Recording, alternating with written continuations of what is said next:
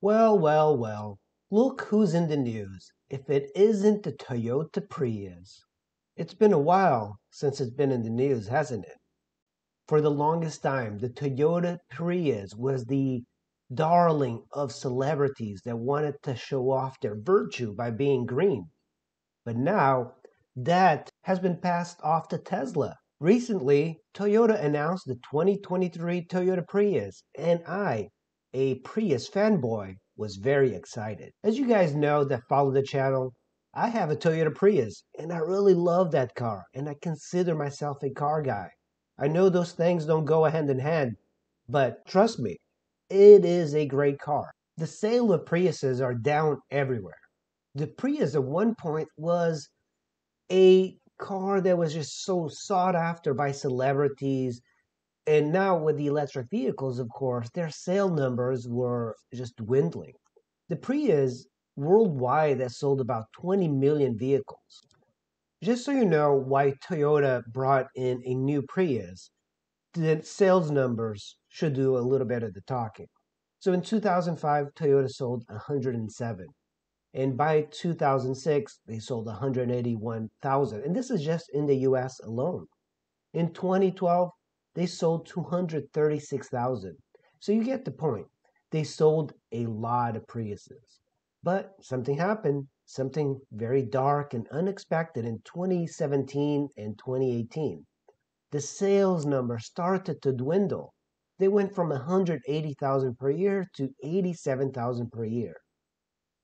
And then by 2021, 59,000. And then by 2022, only 26,000 were sold.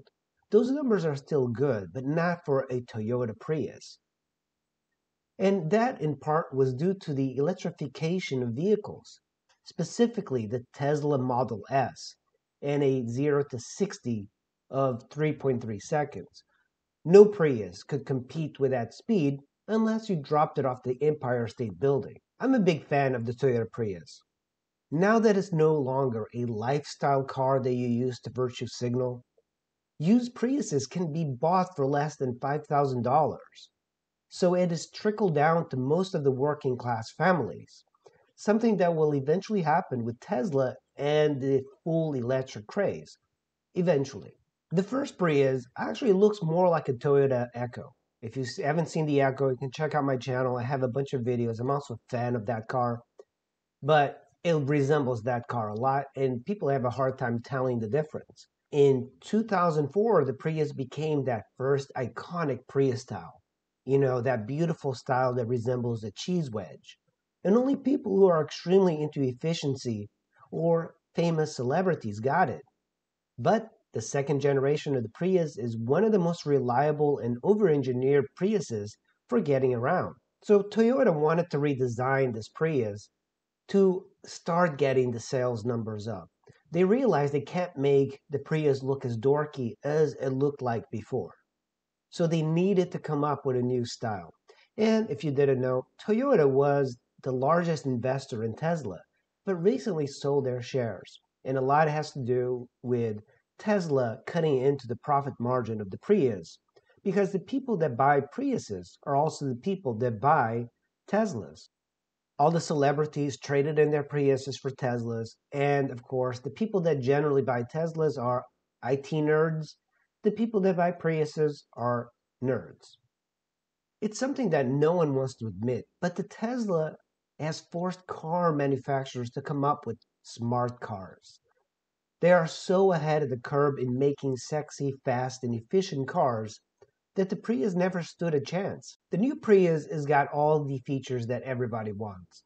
It does resemble a little bit of their latest car, the Toyota Crown, and the car is now shorter and wider than the old Prius. And it's something that particularly I don't care too much about it, but I do love the looks of the new Prius. And I think you're going to get a bunch of people getting this new Prius because it looks so cool looking. It's so different. It doesn't resemble too much of the old one, but it still has those lines that you can tell, oh, that is a Prius. And that's exactly what they do with design. They want to call on the old, but make something completely modern. The new Prius has got all the stuff that buyers expect from new cars. It's got a new panoramic roof, it's got solar roof, heated steering wheels, heated front seats, optional heated rear seats, all the kind of stuff that's standard in cars. But it shows that Toyota is not going after the economy startup market anymore. They're going more after a luxurious type of market. And of course, one of the coolest things I find is that these cars have the ability to get firmware updates over the air, and this Toyota has it. The Prius also has moved from a 121 horsepower to 194 horsepower engine. It's got a 2.0 liter engine. It's a four-cylinder and it's paired with a lithium battery. And of course, it replaces the less dense and heavier nickel metal battery. The Prius was never a slow vehicle as people thought. With the combination of the electric and the gas motor, it made it kind of a quick car to get around, but definitely not a fast car. But if you wanted to floor it, it could move pretty well, and it surprised a lot of people. The Prius also has a Prime version where you can plug it in and get 20 miles on EV alone. And this kind of resembles the Chevy Volt a little. They made the Chevy Volt thinking that people would only drive like 10 miles, 15 miles to work. And that wasn't the case because that car is now gone. And you can get pretty decent deals on the Volt. I'm more in the camp of I just want a full electric vehicle. I don't need the charging for a gas and then electric vehicle. But if I was to pick a manufacturer to do this, I would pick Toyota as opposed to Chevy. And of course, this Prius also has all-wheel drive options. There is no pricing yet on the 2023 Prius, but pricing will be announced shortly in 2023. I've always been a fan of the Prius, and I think it's much more attainable for everyday type of consumers than a Tesla. Teslas are much more upmarket than this, and I just love that you can still go to gas stations. You don't have to charge it up. If you live in a condo complex, you don't have to look for chargers. The electrification works really well if you have a nice house with a garage and a charger, but not so much for somebody that's making minimum wage. The cool thing about the old Prius is that have you can still buy one of these in the used market for like $5,000, and the battery technology is so cheap now. If the battery goes bad on an old Prius, you can get a new battery put in, as I did on my Prius, for about $400. You can get a new battery and you can still have a 50 miles to the gallon car. On my Prius, a 2005, I actually get 55 miles to the gallon driving because I live mostly in the city, so it's more stop and go, low speed traffic. The Prius is excellent for that. It's consistent, it's super reliable, it doesn't cost a lot of money to keep running.